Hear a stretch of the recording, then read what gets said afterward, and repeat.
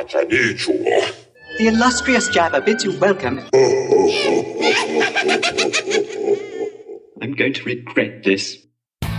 I'm Pete Mitchell. He's Peyton Jones. And this is the Church Planter Podcast, brought to you by Church Planter Magazine.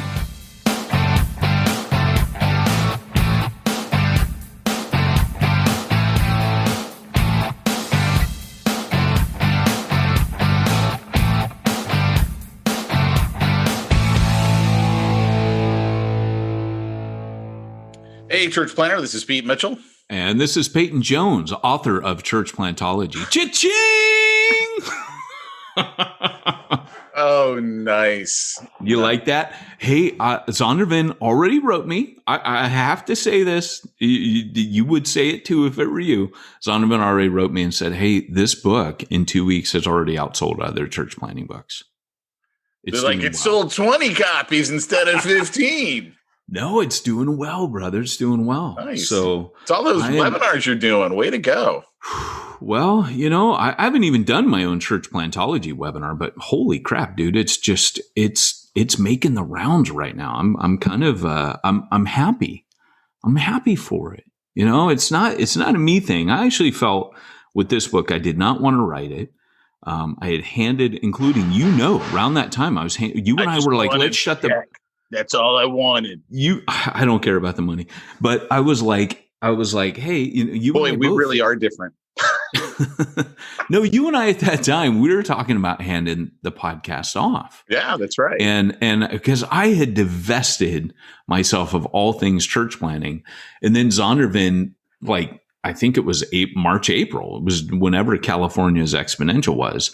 My editor and I met up for a cup of coffee, and he goes, hey, we need a church planting like core book. Would you write it?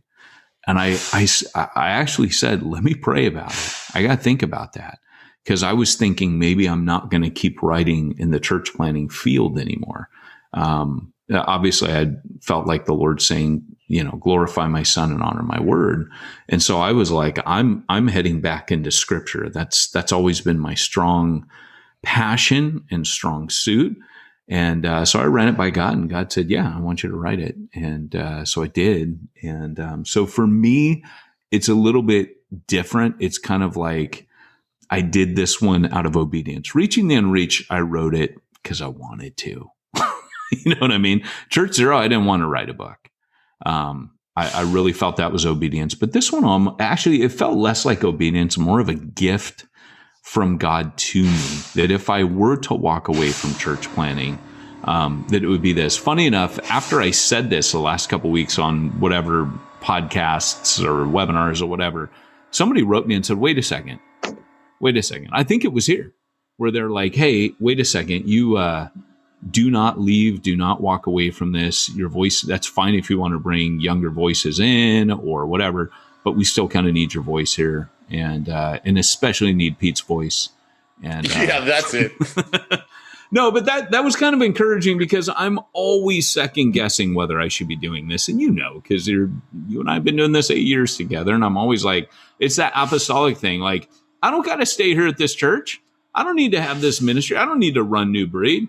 I don't need to run this podcast. It's always that walking away from everything is a constant apostolic stance. And I just can't get away from that. So walking away from Exponential, that job, that did build some platform. And I think even walking away from that, they were like, "Are you sure you know what you're doing here?" Did you know that they asked me to MC like all their upcoming conferences? Are you serious? No. Are you kidding me? That would have been rad. Dude, I'm like the guy they go, you would have been so good at it. No, you would have been awesome. Wait, to get Peyton, he wants Pete to show up for a Q&A panel. Heck okay. No, it would have been, okay, can you imagine you emceeing an Exponential conference? You would be hilarious. It would be like Ricky Gervais hosting the Golden Globes, right? The problem Don't care last time. Don't care. Yeah, that would have to be my stance, because my problem would be most of the people in this audience do not think like I think. They're not going to find things funny. They're too serious of a people. Like, yeah, but it's like the cross section of our audience, right? They're like, this is gold. I found my people. Hey, we're here for you. And it's funny because where my mind goes when I think of you hosting that is that youth camp where you grab that kid by the belt and sailed him over the audience. I told you about that. It's like I can just picture you hanging Dave Ferguson by his belt and swinging him out over the crowd. So here's the context, everybody, because you have to know that story. I'm working out a summer. I did not like going home after I left for college, so I looked for every opportunity to go anywhere else. So I'd go work at summer camps. I don't remember what I did during most Christmas breaks, but I didn't go home, right? Because that just wasn't my thing. So I'm working at the summer camp. I'm on program staff, and we had this gong that we hung by one of those rappelling ropes. So it's a really strong rope. And my job was to get the kids all riled up before we sent them out to play games. Go figure, right? So I can get them riled up. So all of a sudden I'm like, all right, we need a volunteer. And most of the time I'd ask for volunteers and I had no idea what I was going to have them do until they got up there. And then I would think of it real quick. And I decided, hey, this kid, what if I took the gong rope? It had a carabiner on it. I'll put it on his belt and I'll send him off the stage. I mean, he's not in a harness. It's his belt, right? This doesn't make any sense. So he volunteers. I hook the carabiner up to him. I take him from the stage and I push him really hard. He goes sailing out and his belt breaks and he lands in the audience. And anyway, so then I was like, what do I do now? We're going to give you 30,000 points because you're the man. I mean, it was just that's when you start giving out points and points mean absolutely nothing. So he went to that counter and found the Chuck E. Cheese counter and he bought a couple plastic frog and turtle rings. He was good. No, a couple blow pops. The points were for your team. Oh. And at the end of the week, we found out which team won. We never actually kept track of any of the points. So rad. Oh. So we'd give out points for everything. Oh, so by the way, I don't have the winners in front of me, but I had that contest. If you posted Church Zero, the first 3 people to do so got a free book. So if I reached out to you personally, I just reached out to the first 3. So you know who you are. The books are on their way. Yes, if you need it autographed by Pete, I should just give them to you because you're faster at mailing them out than I am. You know my kryptonite is mailing crap. So I don't know why I have these contests. 5 years ago. Yeah. Oh, yeah. Yeah. So, hey, I'm going to be at Refuge tonight for 5 minutes on stage. A big Refuge? Yeah. What are you doing? Yeah, Sending Church. I'm going to be talking about New Breed. Nice. I know. I suck at that. I suck at mission support. That they said, hey, come talk about mission. Are they meeting indoors yet? I believe that. Yes, they are. They are. They're social distance and spaced and yada, yada. But hey, so while I'm at it, I might as well say, hey, if you want to support New Breed, if you like this podcast, don't give Pete any money. Go to newbreednetwork.org and I'll hire Pete once we're rich. And we took a huge hit during COVID, man, huge hit on our donor base. So if you guys, some ministries grew. But, I never do this, but I should probably start telling our planners, hey, if you want to support New Breed, it's an apostolic network. We do have the other APAS like Tyrone's in there, others who, are different. You mean the church planner formerly known as the White church Tyrone? Planner formerly known as White Tyrone? Yes. Okay. He is in there. And so if you want, newbreednetwork.org/give. And if you want to donate, drop us some love, or it's been a part of your journey and you want to pay it forward, man, we could definitely use it at this point. So I'll just throw that out there. But if you're a poor church planner struggling to make ends meet, $10 is fine. Just teasing. Then this is our gift to you. So hey, important question for you. Played much Fortnite lately? I haven't, but I know you have. Dude, go on, Pete. I'm telling you, I friended you. I'd sent a friend request. You got to accept it or something. I will. I just haven't been on it in forever. I can tell. Yeah. Or you just don't like Pete and Mitch, 46, 49. I'm dying to play with you, actually. Me and you could team up and we could dude. And then eventually we'd have to kill each other, which would suck. No, not when you play duos or squads. Oh, dude, I still want to play duo with you. The duo wins. Oh, dude, I'm on that tonight. When I get back from mission thing, how late you up? Dude, what you talking? If it's for Fortnite, I'm up. Okay. All right. Tonight, you and I are playing Luke Fortnite. And I had a win, I think, last night in duos. Yeah. Dude, come on. I'm going to be Snake Eyes tonight. I'm Captain America and Snake Eyes when I play. I'm Batman. What? It came out yesterday. What? I'm buying that. Oh, okay. So you be Batman, I'll be Robin. Do you have a Robin? No. Okay. Listen, I don't know. I'm having a little crisis here. Existential crisis. I don't know if I can play when someone else is Batman. That might actually be tough for me. Okay. I'll buy Batman. I'll be him. Then I can play with you. Dude, I have become so addicted to that game, but I'm nowhere near as good as Luke. Like, Luke is just, like, there's too many buttons. I grew up with an Atari 2600. We had one button and the joystick. Too. That was it. Did you have a Commodore as well? No. Those were rich kids. Rich kids had Commodores. Yeah. No, I don't know where I got mine from. Do you remember back in the day, like a kid would loan you something and it was like yours forever? Oh, of course. Right? Like some kid loaned me his Commodore. He never saw it again. Wow. And I know, literally, like I remember a kid loaning me his Marvel action figures in kindergarten. I probably still got them somewhere. Probably. Yeah, it was kind of bad. Those are the days where when you loan things, you didn't see them again. What's your favorite gun in Fortnite? Oh, you asked me that. Well, true to Peyton, Peyton's going to say the giant hammer, the pickaxe, and then the samurai sword that Snake Eyes has. It's not going to be a gun, but anything purple I like because it's like legendary and it's powerful. So I don't care what it is. But you're talking like sniper rifle, Uzi. Yeah. You know, I like the machine guns because they're easy to take people out with, but I'm not a great sniper. They don't have the sniper rifle anymore.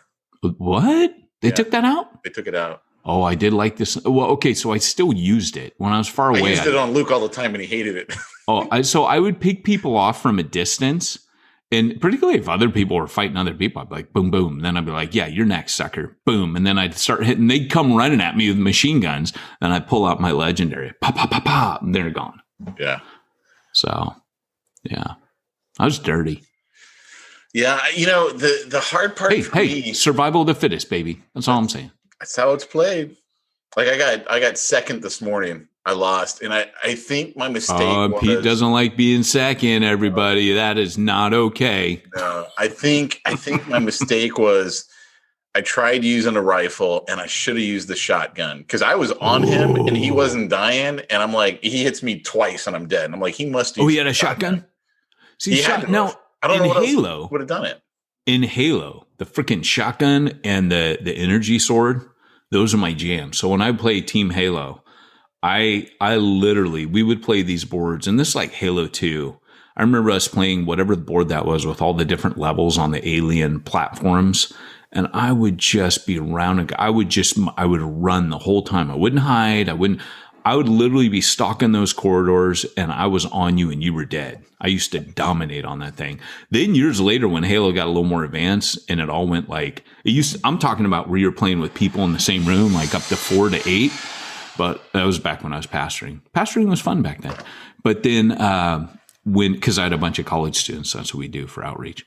But then when it became like you jump in with a bunch of strangers on the World Wide Web, the second I was in, someone had a pistol at my head and blew my brains out. And it was like, take that, sucker. Be some little 10-year-old cussing at me. I know, okay, right? This sucks. I'm out of here. I'm not doing this because I'm going to kill you all. I'm going to hunt you down and find out who you are, drag you out of your house and curb stomp you to death and end up in prison because I am not wired for that. Sorry about that little outburst rant there. Only teasing would never hurt a kid. But I'm down. but literally, like, it would push my button. I'd be like, I mean, these kids coming up like, F you, like, dude, what in the heck? Yeah. So. Yeah, that's why Luke and I will sometimes play red versus blue or something like that. And he will just like kill me every 5 seconds. And I'm like, that's it. I'm done. Right. I got to stop playing this.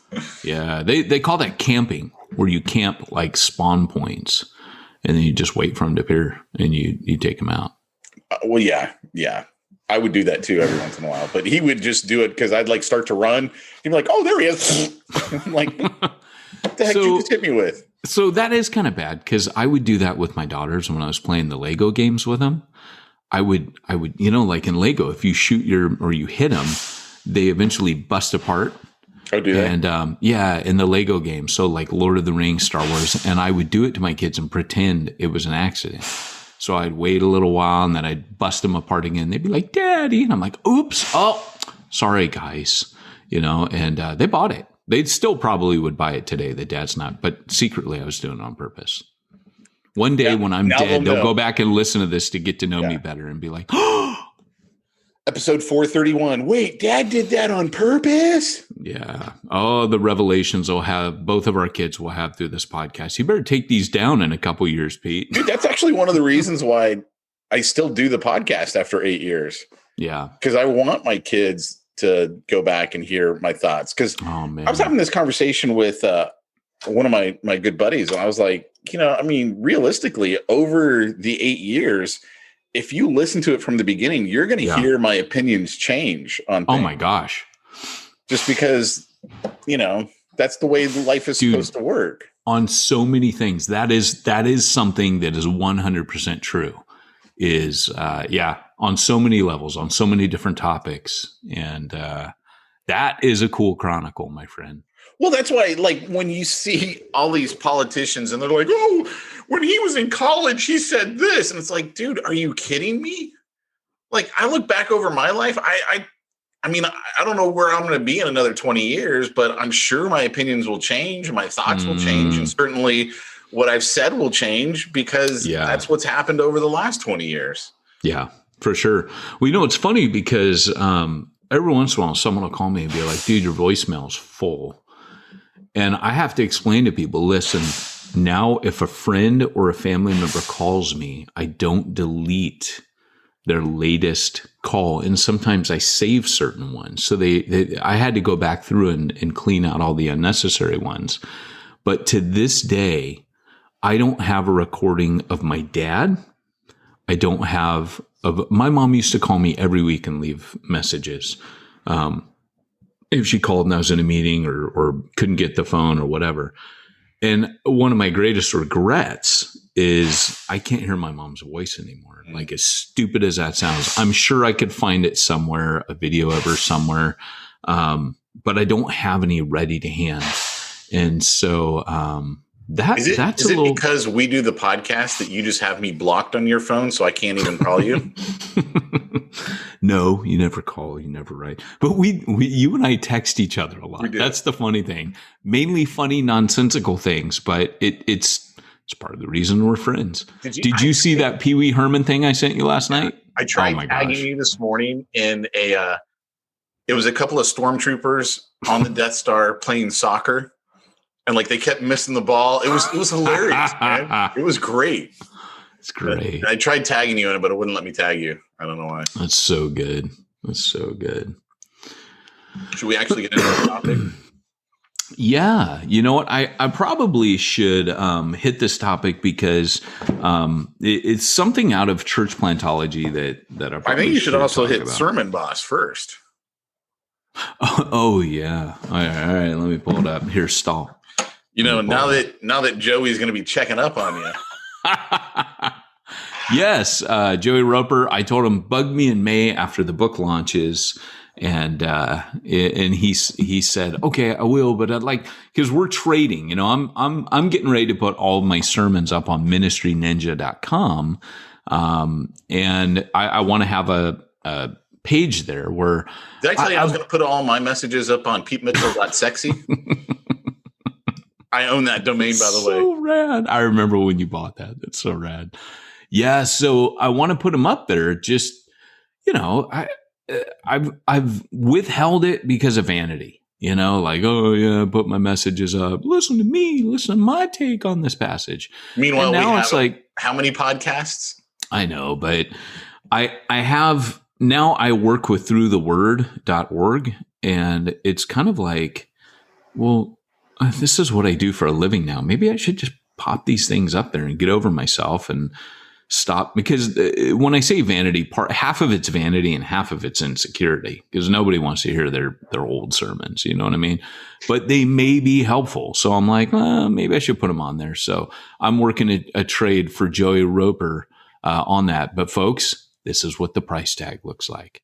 Hey, pastors. You spend countless hours preparing for your messages, then preach your heart out every another week. But then what? How can people in the church or online find those messages again? Not just last week's message, but what about last month's or last year's? If people are going to your website to listen to your previous messages, they're probably having to scroll through endless pages to find that message. Or they're being instructed. Jamie walked across during my commercial. I couldn't just do a good commercial.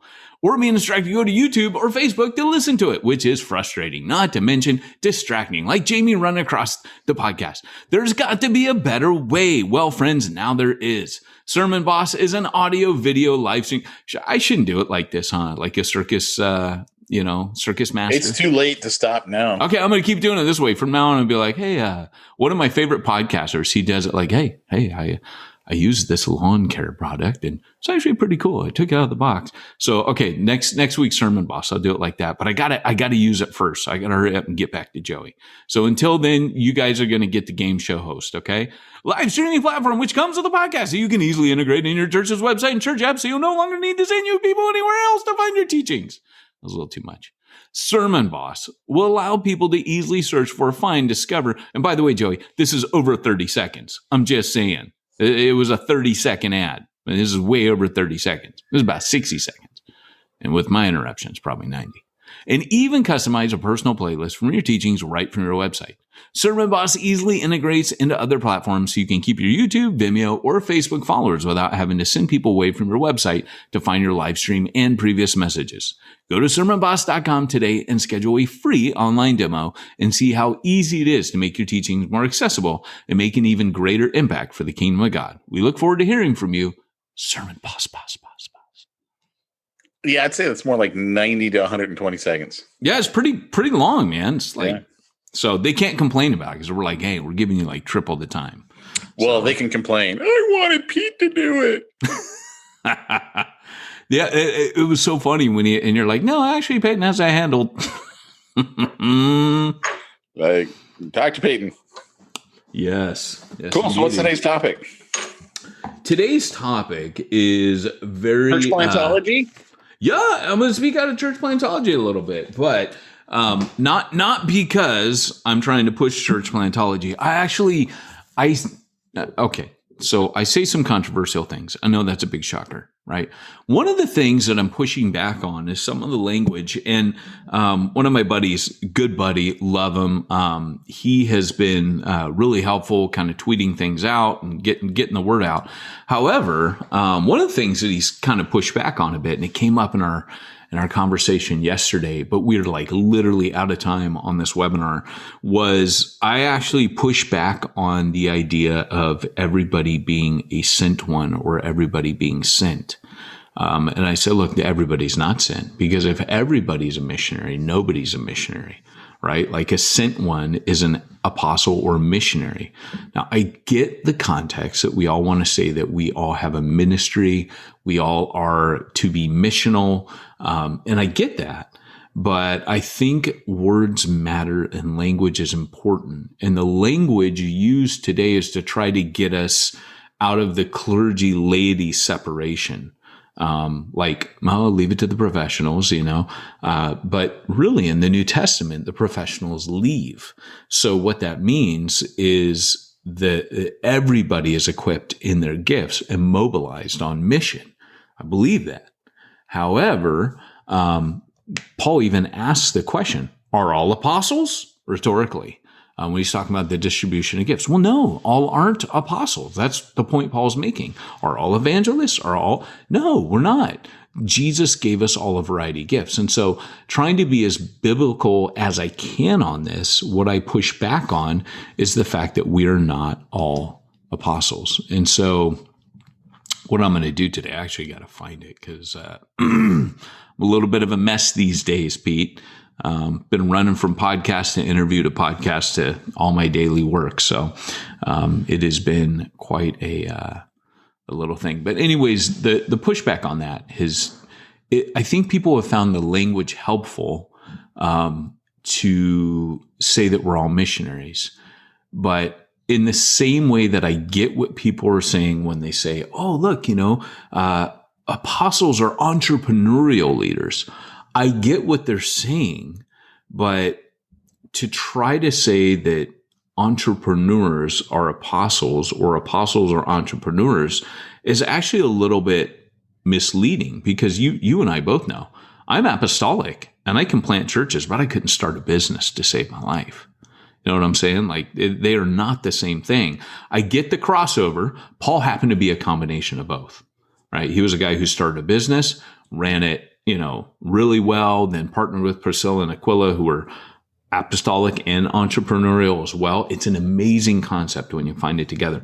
I do not possess that ability to start multiple businesses. I'll meet guys like Mike Wade, who's going to be on the New Breed webinar at the end of the month on May 28th. If you guys get a chance, he starts multiple businesses all the time, and then he trains planners out of them. And he's just always like, every 6 months, dude has a new business, and he gets it all started, hands off to a planner and lets him run with it so he can train Bivos. But, I just think that we're in a really weird place right now where we've got to be careful. We've got to be really careful about the language that we use. So I'm going to find my thing so I can talk. So, Pete, you got to stall for me again.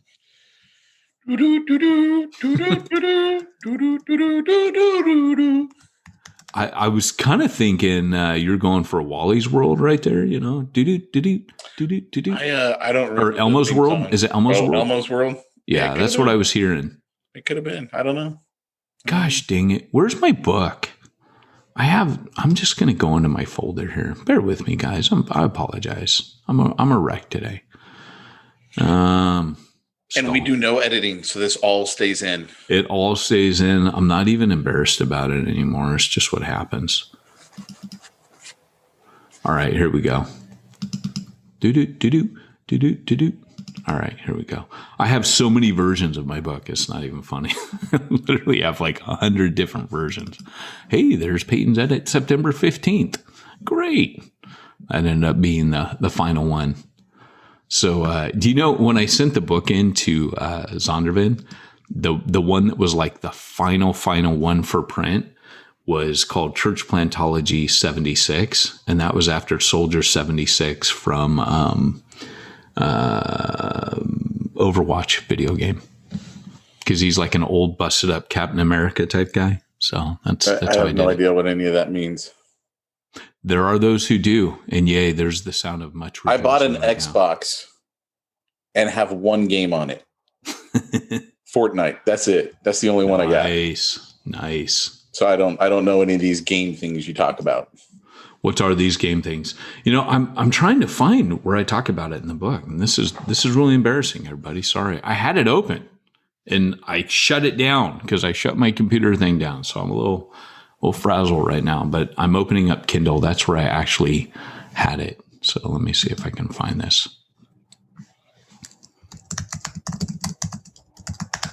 There we go. I think I'm going to title this episode "Listening." Page 79. Searches his computer.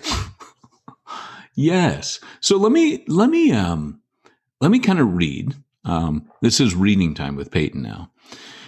So over centuries, a mythology has developed regarding calling. If we revert back to the scriptural terminology of a sent one or of sentness to describe our ministry as Paul did, instead of perpetuating the language of calling, things become clear. Many who claim to be called refer to their choice to go into full-time vocational ministry without any conception of undertaking missionary work or anything that involves being sent.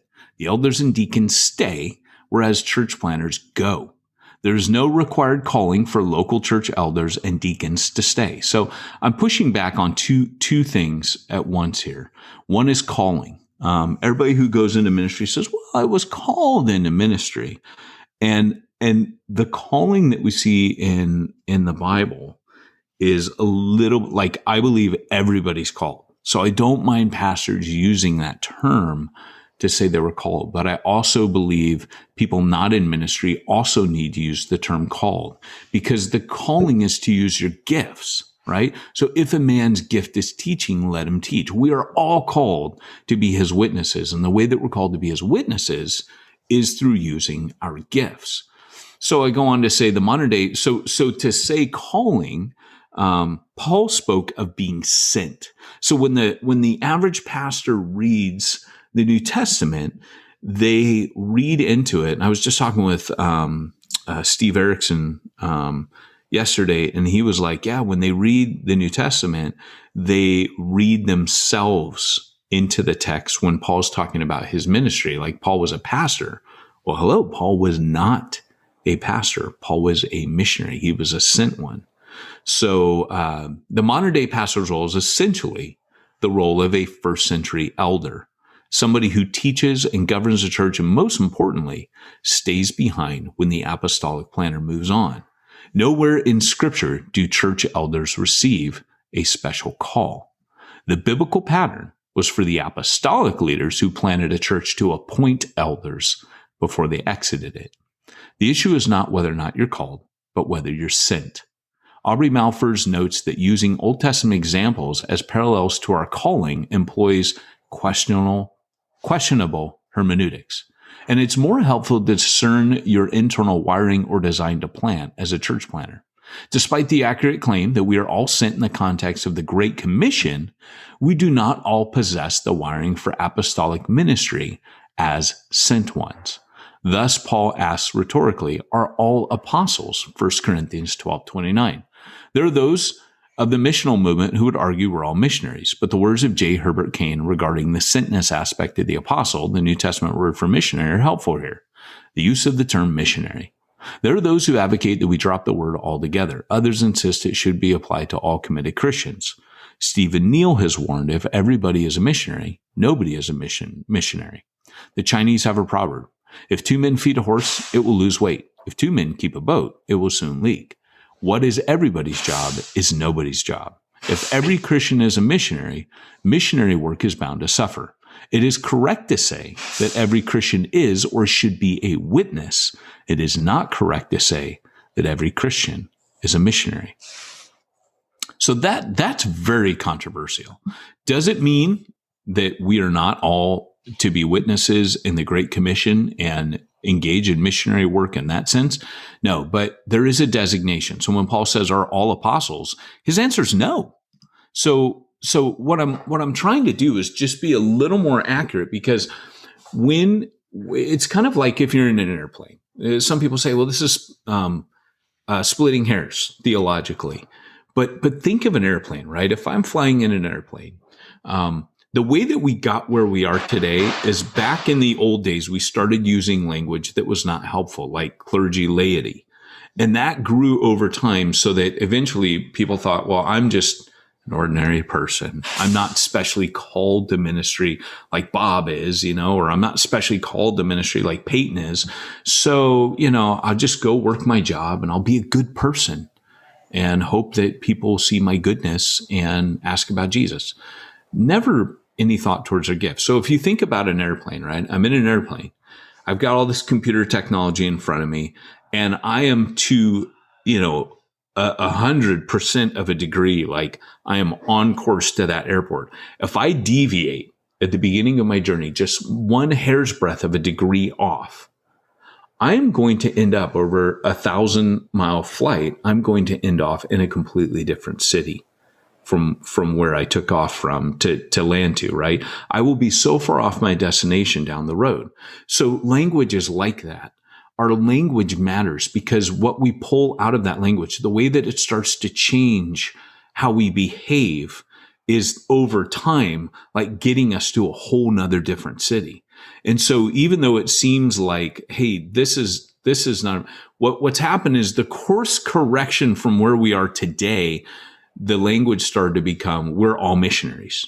And everybody went, we're all missionaries.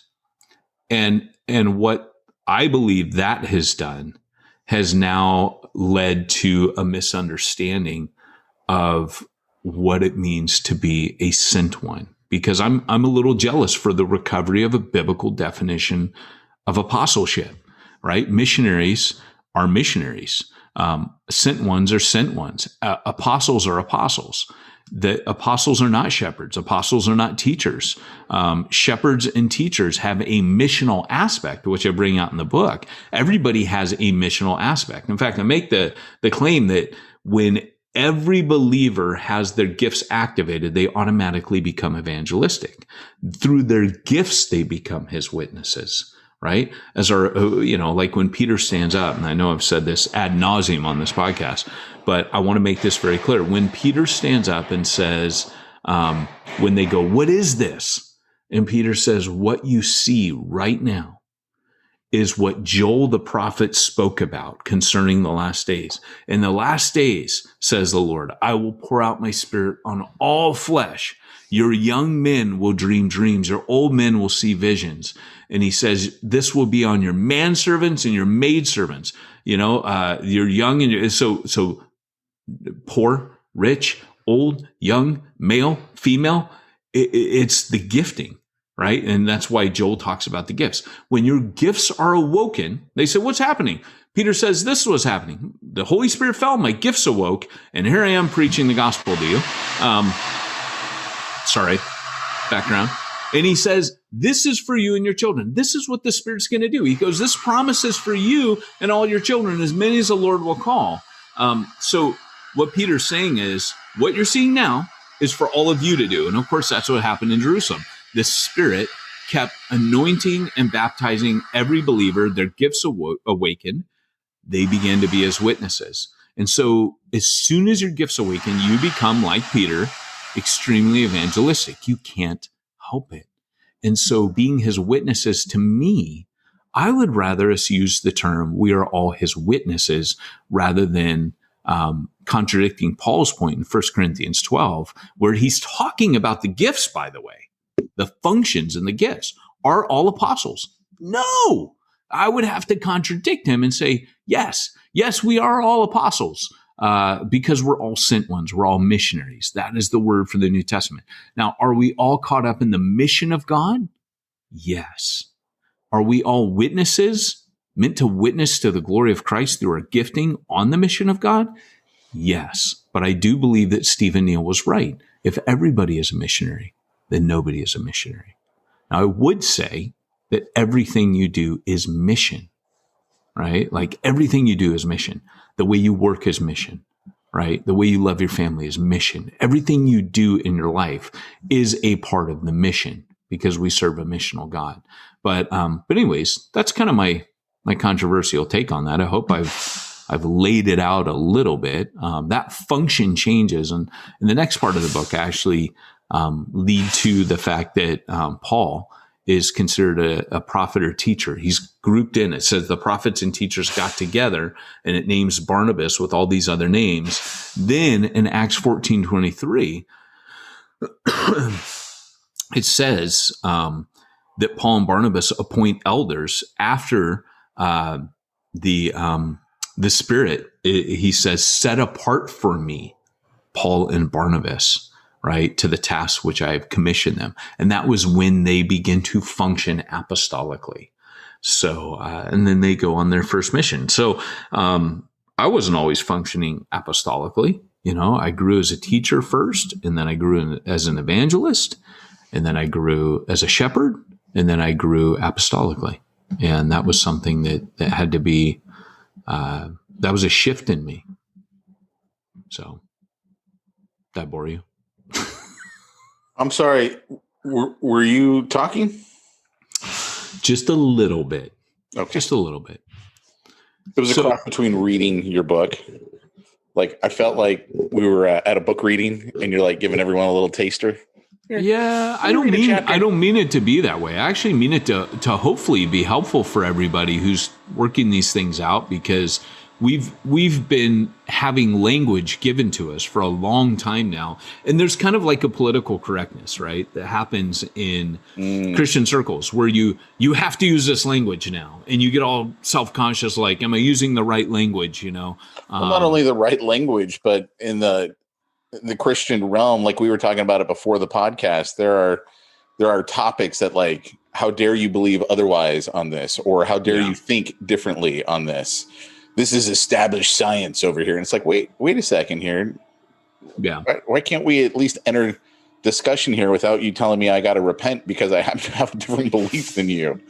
Well, Steve Erickson was really funny, because after our call, like, we were out of time and it had just been brought up, and someone dropped in, it was Steve Erickson. He dropped in the chat, wait a second, Peyton said something opposite to that in his book, which I was glad he pointed out. And I was looking at the clock thinking, when I host these, I actually, I have to end at a certain time. And so I knew that it had to end, but I wanted to just have a friendly kind of natter about it, because I think it's a place all three of us would have disagreed.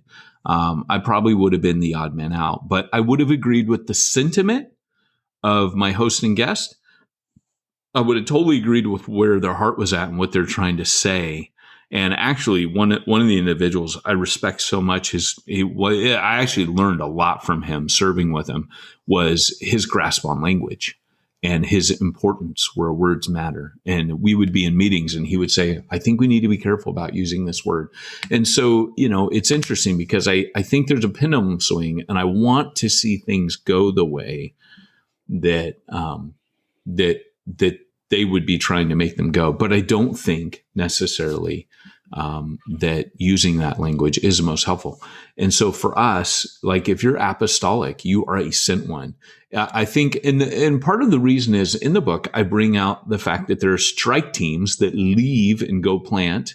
And then there are what I call fist teams, which stay. So the fist meaning that, you've got the makeup of the apostle, prophet, evangelist, shepherd, teacher.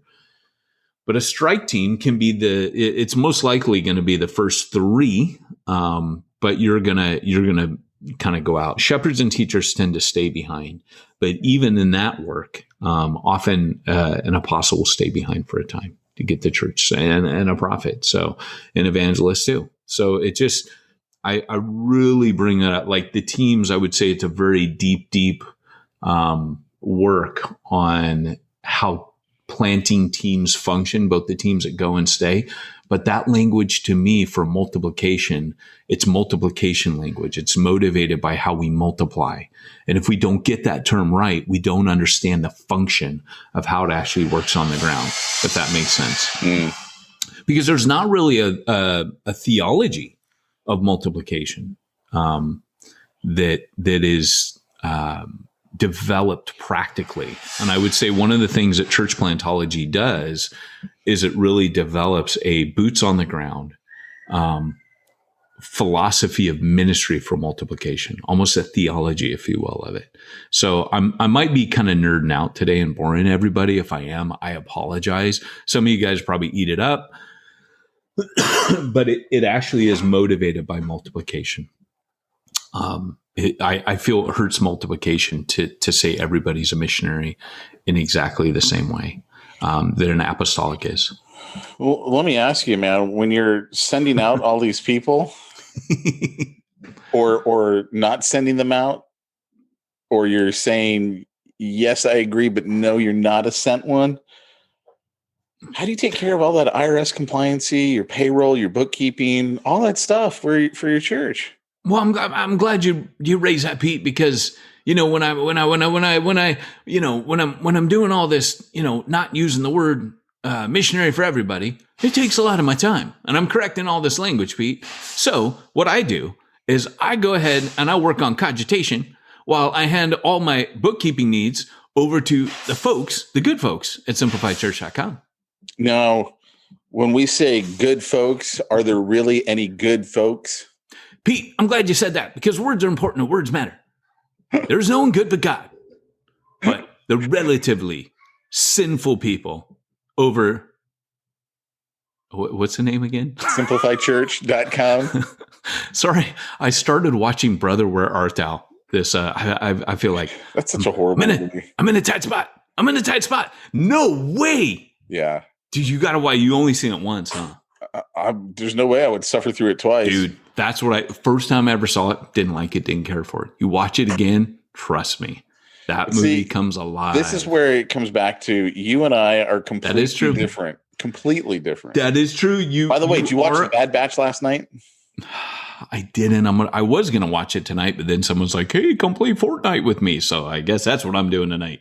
I only watched half of it, but it was good so far. Was it good? You can tell it's good. Basically starts with Order 66. Yes. That's basically where it starts. Okay. I'm not giving anything out because that's in the first 3 minutes. Oh, man. Did he give birth to himself?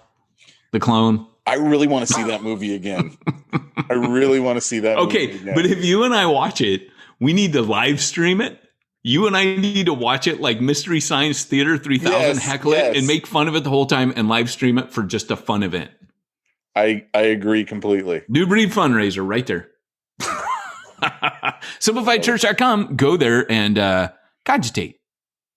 All right. Well, hey, this has been Peyton Jones and Pete Mitchell on the Church Planner Podcast, reminding you, if you want to reach the ones nobody else is reaching, why am I talking like circus guy again? If you want to reach the ones nobody's reaching, dang you, Joey Roper, you're still our whipping boy and you ruined it. Reach Go where no one's going and do what no one's doing. That's the one. See you guys later. Bye.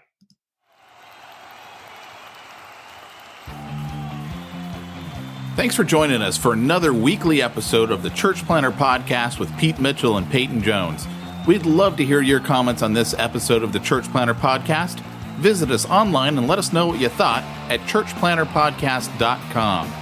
If you subscribe to us via iTunes and have enjoyed the podcast, leave us a positive review.